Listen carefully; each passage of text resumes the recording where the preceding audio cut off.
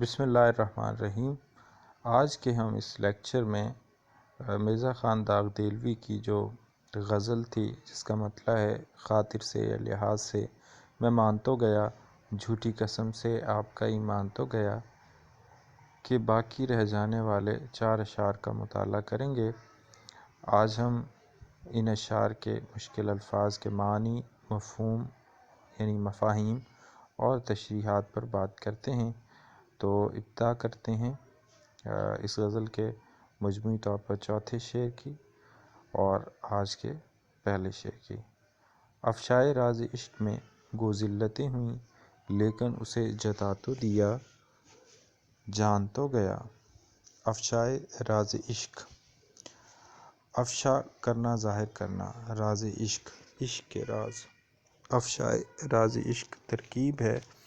یعنی محبت کا اظہار کر دینا۔ گو اگرچہ ذلتیں ہوئیں، رسوائی ہونا۔ پھر ہے جتا تو دیا، اسے سے مراد محبوب، جتا تو دیا یعنی اس تک بات پہنچ گئی ہے، اس کو سمجھ آ گئی ہے، وہ جان گیا ہے، جان تو گیا۔ جاننا سے مراد ہے پہچاننا۔ اگر اس شعر کو ہم دیکھیں تو اس کا مفہوم ہم کچھ اس طرح سے بیان کر سکتے ہیں۔ پہلے مصرعے میں جو ہے وہ مرزا خان داغ دہلوی نے عاشق کے ایسے جذبات کا اعتراف کروایا ہے کہ جس میں اس نے یہ قبول کیا ہے، یہ مانا ہے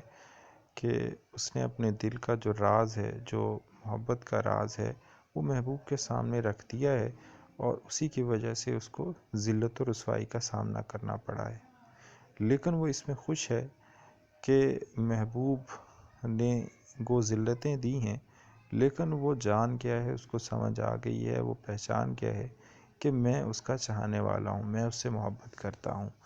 اور عاشق کے لیے جو ہے وہ یہ کیفیت ہی، یہ حالت ہی بڑی اہم ہوتی ہے، بڑی اہمیت کی حامل ہوتی ہے۔ یعنی اس شعر میں اگر ہم بات کریں تو پہلے اس بات کا اعتراف کہ جو عشق کے راز ہیں وہ محبوب پر ظاہر کر دیے گئے ہیں، اور جس کی وجہ سے ذلت و رسوائی ہوئی ہے۔ اب عاشق جو ہے وہ جب تک اپنے دل کی باتیں، خواہشیں اور آرزوئیں اپنے دل تک رکھتا ہے تو ایک پردہ جو ہے محبوب اور عاشق کے درمیان قائم رہتا ہے، لیکن جیسے ہی وہ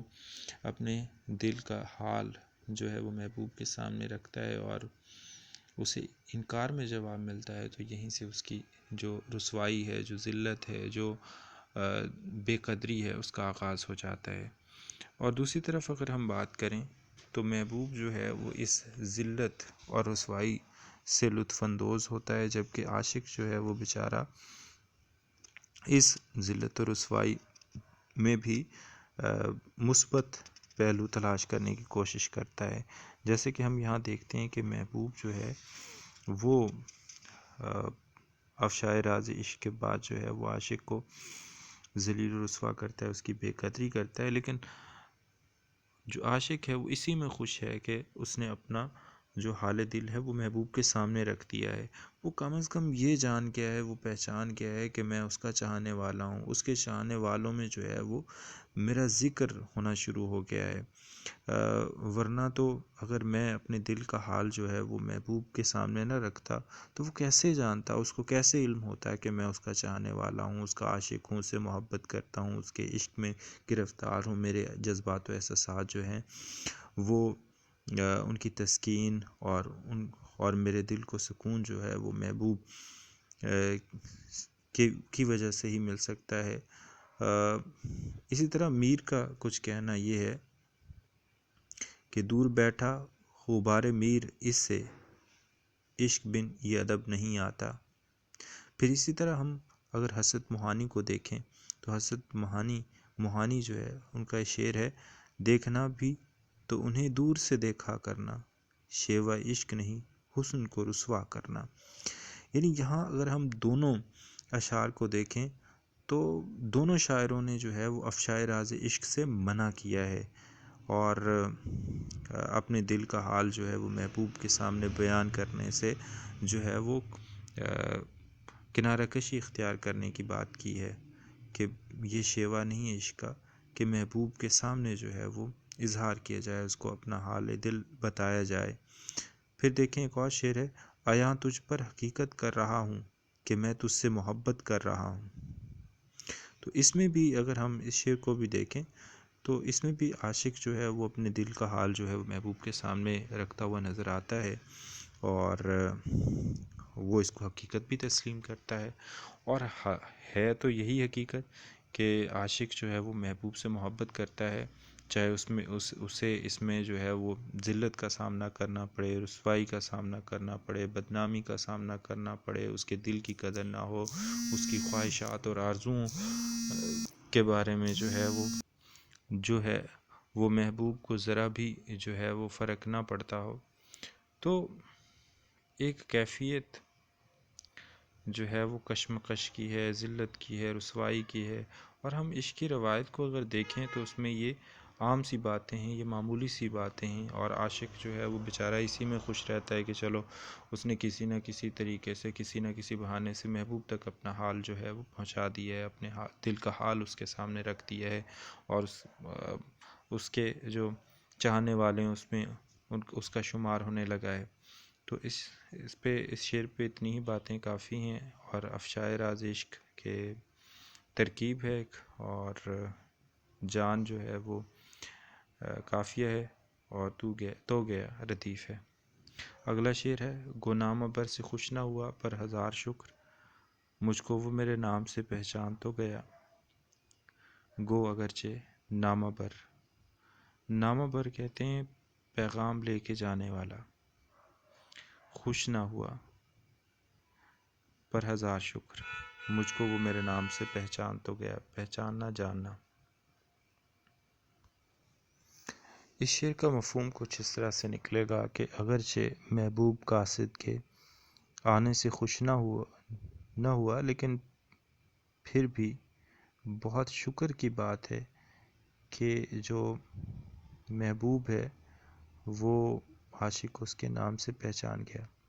ایک دفعہ پھر میں ریپیٹ کرتا ہوں کہ گو محبوب جو ہے وہ پیغام لے کے آنے والے سے، قاصد سے، پیامبر سے خوش نہ ہوا، لیکن ہزار شکر کہ وہ عاشق کو اس کے نام سے پہچان گیا ہے، وہ جاننے لگا ہے کہ اس کا عاشق کون ہے۔ تو اس شعر میں اگر ہم دیکھیں تو یہی کیفیت بیان ہوئی ہے کہ عاشق نے جو ہے وہ کسی قاصد کے ہاتھوں، کسی پیامبر کے ہاتھوں، کسی نامہ بر کے ہاتھوں اپنے جو ہے وہ دل کا حال جو ہے وہ محبوب تک پہنچایا، اس کی توسط سے، اس کے وسیلے سے، اور حال دل بیان کرنے پہ جو ہے وہ محبوب نے جو ہے وہ خوشی کا اظہار نہیں کیا بلکہ انکاری کا اظہار کیا، ناگواری کا اظہار کیا، لیکن اس پہ بھی جو ہے وہ عاشق جو ہے وہ شکر گزار ہے، اور ہزارہا شکر گزار ہے، اور وہ یہ کہتا ہوا نظر آتا ہے کہ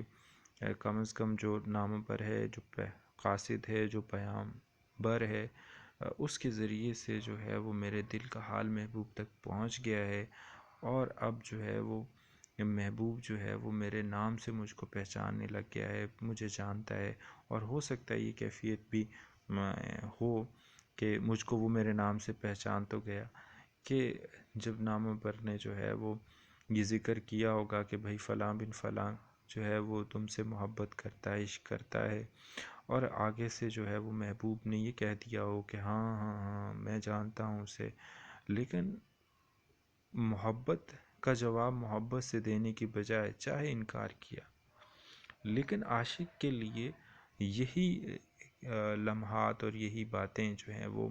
خوش کن ہیں، خوشی دینے والی ہیں، دل کو تسکین دینے والی ہیں، کہ کم از کم اس نے یہ نہیں کہا کہ میں اسے جانتا نہیں ہوں، میں اسے پہچانتا نہیں ہوں، کم از کم جو ہے وہ عاشق نے کم از کم محبوب نے جو ہے اس بات کا اعتراف کیا ہے کہ وہ عاشق کو جو ہے وہ جانتا ہے۔ تو اسی خوشی کا اظہار ہے کہ گو نامہ بر اگرچہ جو نامہ بر ہے، اگرچہ نامہ بر سے جو ہے وہ محبوب خوش نہیں ہوا، لیکن پھر بھی ہزار شکر کہ اس نے یہ نہیں کہا کہ وہ مجھے نہیں جانتا، وہ مجھے پہچانتا ہے۔ اور اس میں پہچان جو ہے وہ کافیہ ہے، اور تو گیا ردیف چل رہی ہے۔ اگلا شعر ہے: بزم عدو میں صورت پروانہ دل میرا، گو رشک سے جلا تیرے قربان تو گیا۔ بزم عدو، بزم عدو دشمن کی محفل، صورت پروانہ پروانے کی طرح، دل میرا گو اگرچہ رشک سے،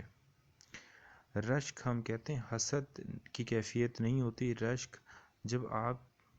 کسی ایک کو کوئی کام اچھا کرتا ہوا دیکھیں اور اس جیسا کام کرنے کی کوشش کریں تو اس کو کہتے ہیں رشک۔ جلا، رشک سے جلنا یعنی ایک کو دیکھ کے،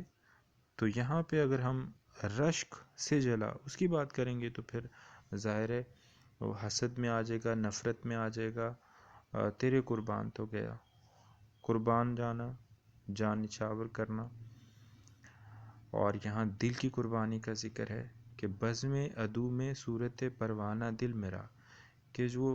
دشمن کی محفل تھی اس میں میرا دل جو ہے وہ پروانے کی طرح جو ہے وہ شمع سے محبت کرتے ہوئے اور جلا ہے، لیکن قربان کیا ہے، اس نے جان قربان کی ہے۔ ہم یہ دیکھتے ہیں کہ جو پروانہ ہے وہ شمع کا عاشق ہوتا ہے، جس طرح عاشق جو ہے وہ اپنے محبوب کا عاشق ہے اور اپنے محبوب سے محبت کرتا ہے، اسی طرح پروانہ جو ہے وہ شمع سے محبت کرتا ہے، اور بیچارہ کیا کرتا ہے کہ جیسے ہی وہ شمع کو جلتا ہوا دیکھتا ہے اس کی قریب جانے کی کوشش میں وہ اس کے پر جلتے ہیں اور وہ جل کر گر جاتا ہے، اور اس طرح اس کی موت واقع ہو جاتی ہے۔ اور یہی کیفیت کم و بیش عاشق کی بھی ہے کہ جب وہ اپنے محبوب کی قربت، اس کا وصل، اس کی دید حاصل کرنے کی کوشش کرتا ہے تو اس میں اس کے جذبات اور احساسات کے ساتھ جو کچھ معاملہ ہوتا ہے وہ اس کو تکلیف اور دکھ دینے والا ہوتا ہے، وہ اس کو پریشان کرنے والا ہوتا ہے، وہ اس کو اذیت میں مبتلا کرنے والا ہوتا ہے، تو وہ کیا کرتا ہے کہ وہ بھی پروانے کی طرح آہستہ آہستہ جو ہے وہ محبوب کی قربت کی خاطر اپنی زندگی جو ہے وہ داؤ پر لگا دیتا ہے۔ اور ایک وقت ایسا آتا ہے جس طرح پروانہ جو ہے شمع کے گرد منڈلاتا ہوا اپنی جان دے دیتا ہے، اسی طرح جو عاشق ہے وہ محبوب کی خاطر جو ہے وہ اپنی جان کی بازی ہار بیٹھتا ہے۔ اور یہ جان کی بازی جو ہے وہ جسم اور روح کے تعلق کا ختم ہونا بھی ہو سکتا ہے، اور جذبات اور احساسات کی موت بھی اور اس کی قربانی بھی ہو سکتی ہے۔ اور ایک اور پہلو بھی اس شعر میں ہے کہ عاشق نے جو ہے وہ اپنے محبوب کو جو ہے وہ دشمنوں کی محفل میں دیکھا ہے، دشمنوں کی بزم میں دیکھا ہے، اور جب عاشق جو ہے وہ اپنے محبوب کو دشمنوں کی محفل میں دیکھے، جو دشمنوں کی بزم میں دیکھے، تو اس سے زیادہ اس کے لیے تکلیف دہ لمحہ یا مرحلہ نہیں ہو سکتا، اور اسی میں اس کی جذبات اور احساسات جو ہیں وہ غم کی اور دکھ کی طرف چلے جاتے ہیں، اور بعض دفعہ وہ جذبات اور احساسات کا جو نقصان ہے وہ عاشق کی موت کا سبب بھی بن سکتا ہے۔ جیسے ایک شاعر نے کچھ اس طرح سے بھی بیان کیا ہے: جو میرے عدو تھے رقیب تھے وہ تیرے قریب تھے، جو میرے عدو تھے رقیب تھے وہ تیرے قریب تھے، مجھے تو نے اذن وصال بھی کبھی ایک پل کو دیا نہیں، مجھے تو نے اذن وصال بھی کبھی ایک پل کو دیا نہیں۔ پھر ایک اور شعر ہے: عجیب رسم دیکھی ہے بروز عید قرباں، عجیب رسم دیکھی ہے بروز عید قرباں، وہی ذبح بھی کرے ہے وہی لے ثواب الٹا۔ یعنی اس میں بھی آپ دیکھیں کہ محبوب کو ہی طنز کا نشانہ بنایا گیا ہے، محبوب سے ہی گلے شکوے کیے گئے ہیں، جس طرح سے مرزا خان داغ دیلوی نے جو ہے وہ اس شعر میں گلے شکوے کیے ہیں کہ محبوب جو ہے وہ دشمن کی محفل میں جائے تو عاشق کے دل کو ٹھیس پہنچتی ہے، اس کی جان قربان ہو سکتی ہے۔ اسی طرح جس طرح دشمنوں کی محفل میں جو پروانہ ہے وہ شمع سے محبت میں شمع کے قریب جانے کی کوشش کرتا ہے اور جل مرتا ہے۔ آخری شعر ہم دیکھتے ہیں، اس شعر میں جو ہم نے ابھی پڑھا ہے، قربان جو ہے وہ قافیہ ہے اور تو گیا جو ہے وہ ردیف ہے، پھر صورت پروانہ اور بزم عدو تراکیب ہیں۔ آگے چلتے ہیں۔ ہوش و حواس و تاب و تواں داغ جا چکے، اب ہم بھی جانے والے ہیں سامان تو گیا۔ ہوش و حواس و تاب و تواں، ہوش و حواس و تاب و تواں، تاب و تواں طاقت و قوت کو کہتے ہیں، داغ جا چکے، یعنی ہوش بھی، حواس بھی اور جسمانی طاقت بھی سب کچھ جا چکے ہیں، ختم ہو چکے ہیں۔ اب ہم بھی جانے والے ہیں سامان تو گیا، اور اب ہم بھی اس دنیا سے جو ہے وہ کسی وقت جو ہے وہ جانے والے ہیں۔ اور سامان سے مراد یہاں نامہ اعمال ہے، کہ یہاں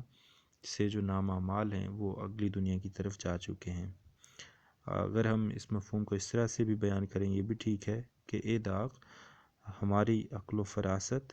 طاقت و توانائی رخصت ہو گئی ہے، اور اب ہم بھی جانے والے ہیں، کیونکہ ہمارا سامان جا چکا ہے۔ اور سامان کیا ہے؟ اعمال۔